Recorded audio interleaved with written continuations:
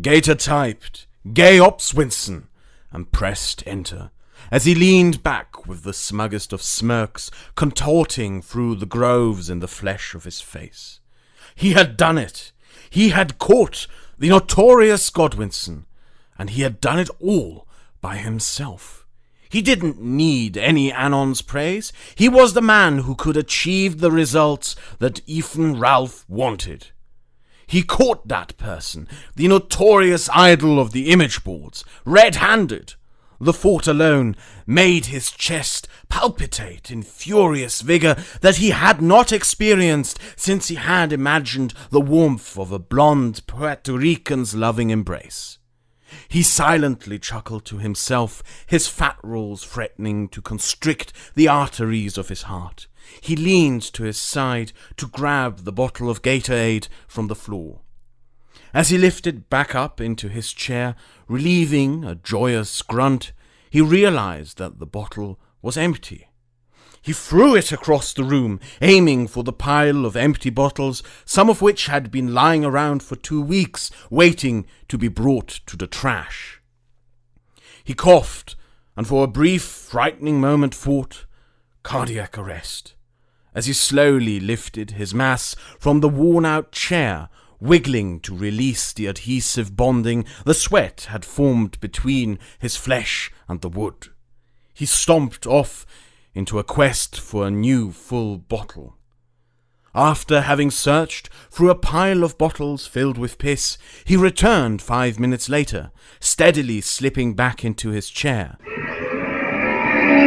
Carefully, lest the chair break under the momentum that his 600-pound body could create in a sudden loss of composure to gravity.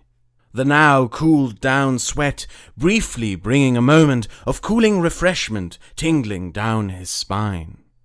He glanced at the digital clock next to his screen, and through the layers of several months of dust he could make out what time it was, but not that the time mattered anyway.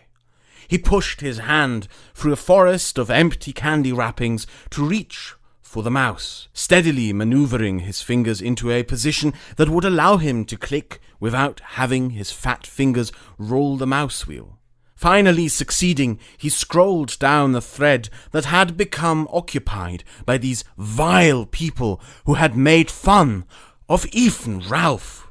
Those people, hiding behind the cowardice known as anonymity, had the audacity of claiming that they were more successful than him, that they were smarter than him, that just by laughing at him they were right, and he was wrong.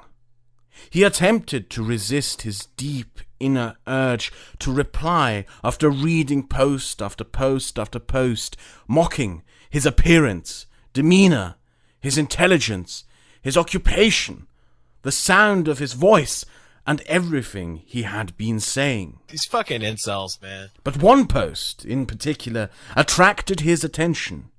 It was a screen cap from his private Discord server, where he had typed mere minutes before. The poster revealed that the user who had talked about Godwinson contacting his much-desired and beloved Kirsten had in fact been incorrect. Shannon's face turned pale as a man who barely saw 2 hours of sunlight a week could get. He had not expected this. But his plan had been so perfect. How could they?